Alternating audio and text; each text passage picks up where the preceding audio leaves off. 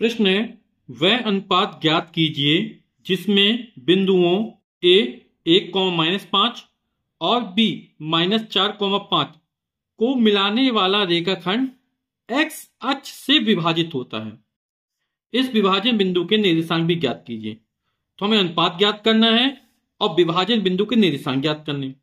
तो एक्स अक्ष से विभाजित होता है ना, तो वहां पर एक्स अक्ष में प्रत्येक स्थान पर y का मान 0 होता है ना।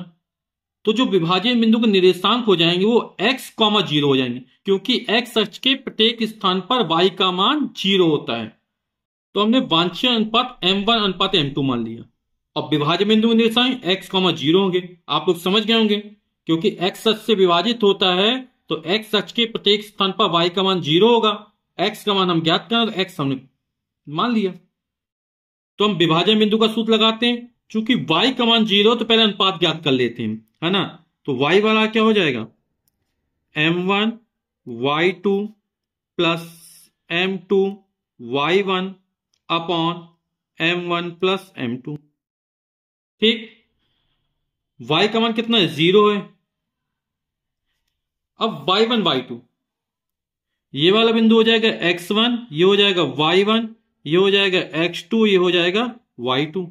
तो मान रख देते हैं m1 का मान अनुपात में ज्ञात करना y2, और y2 का मान कितना है, 5 है, प्लस m2 ज्ञात करना है और y1 का मान -5 है, upon m1 plus m2। Cross multiply होगा तो पूरा 0 गुणा होगा तो 0 हो जाएगा। तो ये हो जाएगा 0 equal to 5m1 plus minus का -5m2।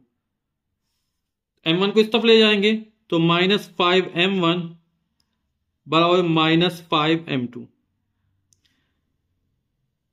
माइनस से माइनस कैंसिल, 5 से 5 कट जाएगा, यानी m1 अपॉन m2 बराबर निकल आएगा 1/1, यानी m1 अनुपाते m2 का मान जो निकलेगा वो 1/1 निकल आएगा। अब हम x वाला सूत्र लगा देंगे विभाजन बिंदु में। तो x बराबर होगा m1 x2 plus m2 x1 upon m1 plus m2। m1 का मान पता चल गया है, जो हमारा उत्तर निकला वो 1/1 निकला, m1 अनुपात m2 बराबर। तो m1 और m2 को 1-1 लिख देंगे, है ना। x1 का मान 1 हो जाएगा, x2 का मान -4 हो जाएगा। तो मान रख देते हैं m1 का मान 1, x2 का मान -4 प्लस m2 का मान 1, x1 का मान 1 अपॉन 1 प्लस 1। तो ये होगा 4 एकम 4 -4, 1 एकम 1, 1 प्लस 1 2 हो जाएगा।